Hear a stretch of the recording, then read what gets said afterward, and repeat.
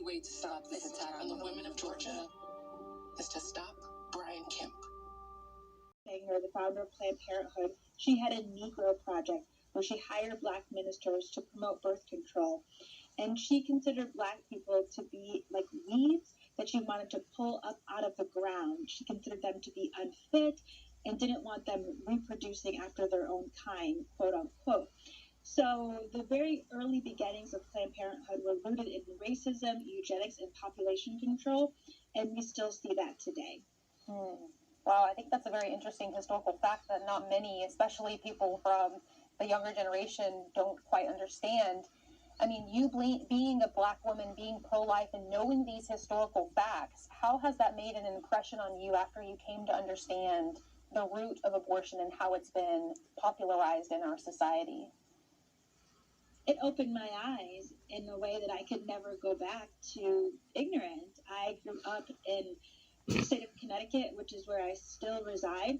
Very pro-abortion state, never heard abortion talked about at home, only heard about talked about in school in a positive sense as a woman's right. I knew nothing about the history of Planned Parenthood. I knew nothing about the high abortion rate in the Black community or how we've been targeted. And when I began to research and I learned these things, it opened my eyes and I realized this is an industry that is preying off of my people, and they are really targeting them for money and for gain, and they are causing a immense amount of suffering and devastation to our community while they're building their business. And so it was shocking for me. I watched the movie Ma'afa 21, which highlights in great detail the history of Planned Parenthood and the abortion industry and how they targeted the Black community.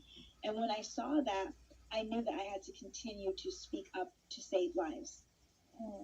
Now, Christina, I want to ask you what led you down that path to searching for this truth? Well, that's a great question. Everything changed for me in college. I was going to school. I wasn't exactly sure what I was going to do with my life, but I ended up finding out that I was once scheduled to be aborted. That in 1980s at Mount Sinai Hospital in Hartford, Connecticut, my mother went alone. She was pressured by my father. He coerced her into getting an abortion, and she was rejected by a church mentor.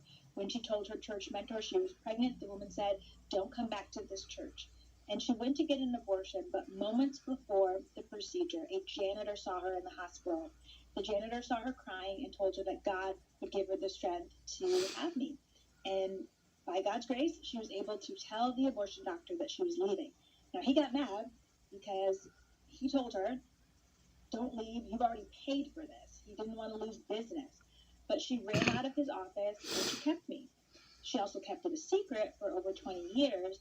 But when I discovered that I was scheduled to die, that I was moments away from being dismembered and discarded as a piece of medical waste, when I learned that truth, I knew. On birth control under Kemp, I could be investigated and imprisoned for a miscarriage.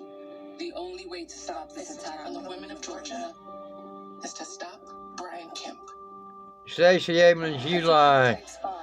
Oh, somebody did play dominoes.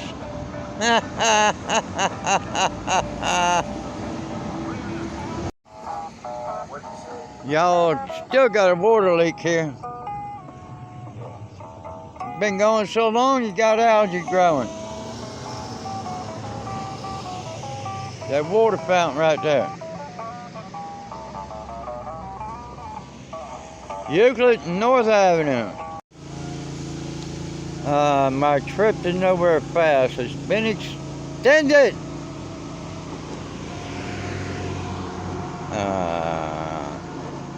My next step's gonna be City Hall to get what I need. A nice parking job, dude.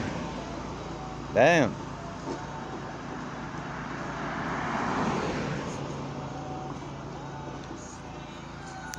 They knew she could not hold on much longer and threw her a rope. It was on her, and she tried to bite it with her teeth because her arms were stuck. Somehow she grabbed the rope. We didn't think she'd have enough energy to, and held on and let go of the pillar. Well, the captain adds when first responders pulled the woman from the water, she looked like she was understandably shocked by it all. They say they are glad things ended the way it did. that are against me, and that is why I pled guilty. But I had no intent to break any Russian law. Shortly after the verdict was announced, President Biden released a statement calling Griner wrongfully detained and calling on Russia to release her. Griner's defense team says they will file an appeal. Well, the U.S. Department of Justice introduced for Courtney Bryant this evening. Now, police say a man shot and killed the woman at an apartment complex on North Avenue, then minutes later took his own life in Central Park. Fox 5's Tyler Fingert is live at the park in Old Fourth Ward. And Tyler, what are we hearing from police? Yeah, well, Deidre, right now investigators are still trying to figure out what exactly prompted all this, but they do say it was a murder-suicide. Take a look. Police are getting ready to leave the scene after several hours out here conducting this investigation.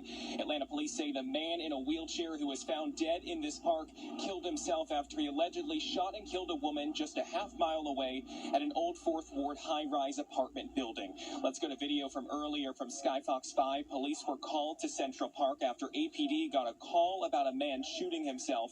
When they got here, they found him dead with a gun in his lap. Police have not identified him other than to say he was in his late 60s. Investigators say before the shooting at the park, the man allegedly killed a woman in her early 60s at the Cosby Spears high-rise apartment building about a half-mile walk from the park. It's unclear what led to that shooting or how the two are related. While APD has not released exactly what caused this murder-suicide, the chief has an urgent plea to the public tonight. This police department is making a pill that when you're angry, put the weapons down, walk away from the weapons. And that tragedy would be one that I do not want to keep briefing the city on, and that we ask for the city's help in that area. We are attacking crime in the city, and we're reducing crime around the area of gangs, guns, and drugs. But senseless tragedies where anger and guns are at play leads us to once again speak to you. And again, Atlanta police are just wrapping up their investigation. When you continue to push more dollars into an economy like this, where we already have an inflationary problem, it's going to push real wages down even more, which is going to be felt by consumers. Congressional Democrats hope to pass the bill before the August recess if they can come to some agreement. A new bill entering court. The RAP Act, which stands for the Restoring Artistic Protection Act, aims to protect a musician's right to creative expression. Well, this comes after the arrests of Atlanta rappers Young Thug and Gunna made headlines. Prosecutors have brought song lyrics into the courtroom as evidence of crimes. Musicians say that lyrics are a form of expression and storytelling for the black community, and this bill would restrict the use of any lyrics in criminal and civil cases. Regional Fed presidents have confirmed another large interest rate hike is likely in September. It's an effort to tame high inflation, of course. The Fed has raised interest rates 4 times already this year. Well, the NFL plans to appeal. Days later, she tries to, float a self-defense claim that she was a victim. I did do it.